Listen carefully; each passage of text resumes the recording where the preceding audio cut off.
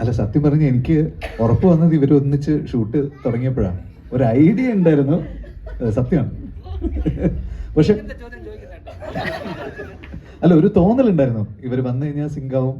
പിന്നെ ധ്യാന എന്തെങ്കിലും പറഞ്ഞു കഴിഞ്ഞാൽ ധ്യാന അപ്പുവിന്റെ ഫാമിലിയിൽ എല്ലാവർക്കും ഭയങ്കര ഇഷ്ടമാണ്.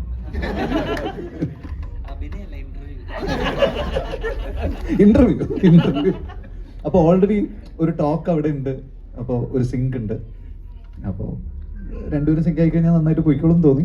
ആദ്യത്തെ ദിവസം തന്നെ അത് നടന്നു.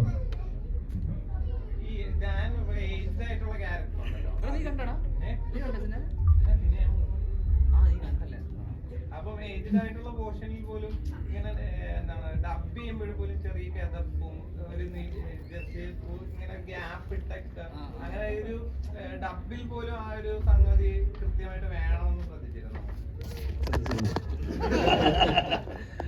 ഞാൻ ആയിട്ടുള്ള ഞാൻ ആകെ ഓടുന്ന ഒരു പടാടാ വല്ലപ്പോഴും എടാ ശ്രദ്ധിച്ചിരുന്നു കാര്യമായിട്ട്. അല്ല ഞാൻ പറഞ്ഞ വെച്ചാൽ നമ്മള് കുറച്ച് ക്ലോസ് ടു ദ മൈക്ക്, നമ്മളിപ്പോ ചില കുറച്ച് ബേസ് കിട്ടാനും പിന്നെ ഇപ്പൊ നമ്മളിങ്ങനെ ചെറിയ വ്യത്യാസം വരുമല്ലോ. നമ്മൾ ക്ലോസ് മൈക്കിങ് പോകുന്ന സമയത്ത് വോയിസിൽ ചെറിയ വ്യത്യാസം വരും. അത് വെച്ചാൽ അത് ആക്ച്വലി ഭയങ്കര പണിയുള്ള പരിപാടിയൊന്നുമല്ല. ഏട്ടനപ്പം ക്ലോസ് മൈക്ക് ചെയ്യാൻ പറഞ്ഞ അടുത്ത് വെച്ചിട്ട് പിന്നെ ചെറുങ്ങനെ പുറത്തുനിന്ന് 2 സിഗരറ്റ് ഒക്കെ വിളിച്ചു കഴിഞ്ഞാൽ ബേസ് കൂടും.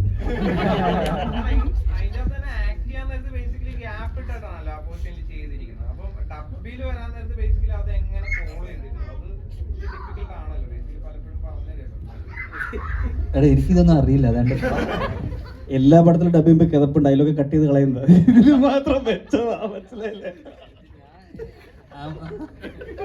ആമസോണിന്റെ സബ്സ്ക്രിപ്ഷൻ ക്യാൻസൽ കിട്ടും ഇങ്ങനെ ആയാൽ. എല്ലാവരും സെൽഫ് ട്രോൾ ചെയ്യുന്നുണ്ട്.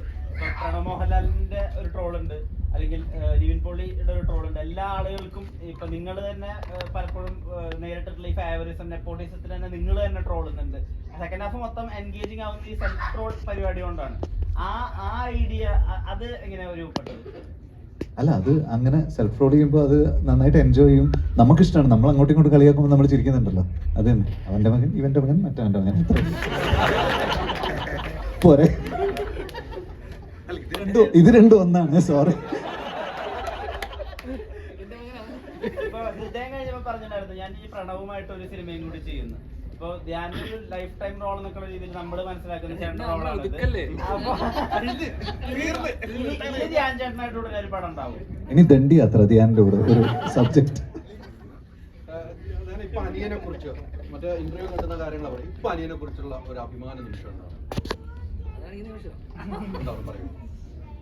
അങ്ങനെ ചോദിച്ചു ഞാൻ പെട്ടെന്ന് ചോദിച്ചാൽ ഞാനിപ്പോ എന്താ പറയാ.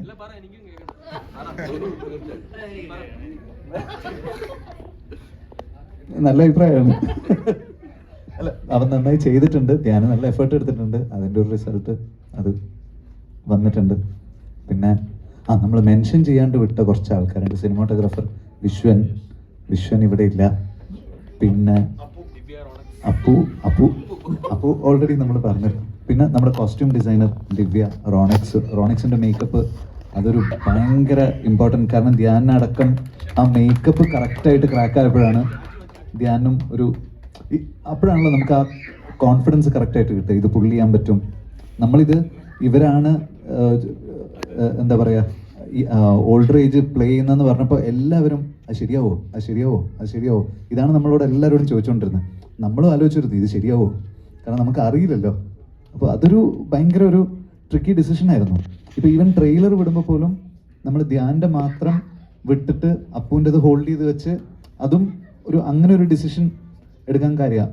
അതുകൊണ്ടാണ്. കാരണം ഇത് വളരെ കെയർഫുൾ ആയിട്ട് ഡീൽ ചെയ്യേണ്ട ഒരു സാധനമാണല്ലോ. കണ്ടുകൊണ്ടിരിക്കുമ്പോൾ ആൾക്കാർക്ക് തോന്നാൻ പാടില്ലല്ലോ യങ് ആയിട്ടുള്ള ആൾക്കാരെ പ്ലേ ചെയ്തിട്ടുള്ളത്. അത് റോണക്സ് ഒരു വലിയ ഒരു ടാസ്ക്കാണ് ചെയ്തിട്ടുള്ളത്. പിന്നെ ദിവ്യയുടെ കോസ്റ്റ്യൂം, വിശ്വൻ്റെ സിനിമാറ്റോഗ്രാഫി, ശ്രിക് വാര്യറിൻ്റെ കളർ ഗ്രേഡിങ്, നമ്മുടെ സിംഗ് സിനിമയുടെ സൗണ്ട് ഡിസൈൻ. എൻ്റെ അമ്മോ, ഞാൻ ആക്ച്വലി പടം സൗണ്ട് ഡിസൈനിന് മുമ്പ് ബ്ലാങ്ക് ആയിട്ട് കണ്ടിട്ട് എനിക്ക് നല്ല ടെൻഷൻ ഉണ്ടായിരുന്നു.